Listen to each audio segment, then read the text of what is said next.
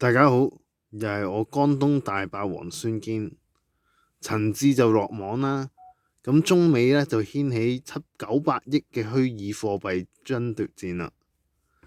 嗱，咁涉嫌從事跨國洗錢電騙嘅太子集團創辦人陳志，咁由柬埔寨遣返返中國之後呢，佢多地嘅犯罪得益同埋資產點樣處理備受關注。美方去年10月咧宣布咗扣押陳志12.7萬枚嘅比特幣嘅市值高達115億美元，接近係900億港幣啊！真係一筆唔細嘅錢啊！跟住中方就質疑美方通過黑客竊取呢筆巨額嘅加密貨幣。隨住陳志被押返中國啦，有分析就話中方對呢筆巨額資產嘅歸屬權有咗重要嘅話語權。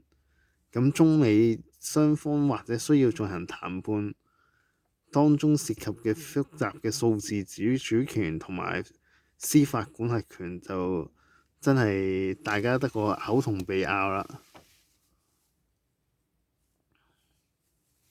喺福建出生38歲嘅陳志被控喺柬埔寨經營詐騙犯罪園區。可以睇下啲詐騙園區就充滿啲手提電話㗎啦。跟住經營網絡賭場啊，人口販運同埋強迫勞動。中國公安部前日就證實啊，喺柬埔寨嘅配合之下，陳志就會被押返回北京啊！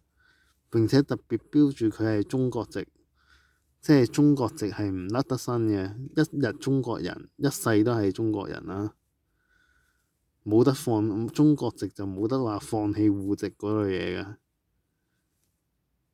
咁就強調案件由中方查辦啦。陳志2014年取得柬埔寨籍，但係上個月呢就俾柬方頒令剝奪咗㗎啦，即係佢唔再係柬埔寨籍㗎啦。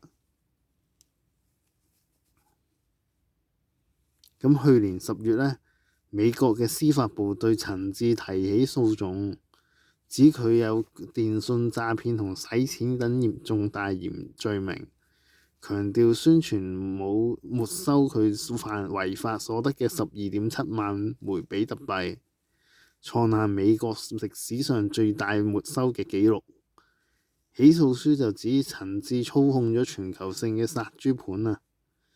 咁就通過社交媒體誘導各個受害人將資金投資落加密貨幣嗰度啦。咁美國本土就有超過250多人受害，其實250多人都算少啊，可能佢哋每個人就俾幾十萬佢啦，咁就加成埋就好多啦。1個月之後，中國國家計算機病毒應急處理中心發布報告表示啊，被美方沒收嘅比特幣可能係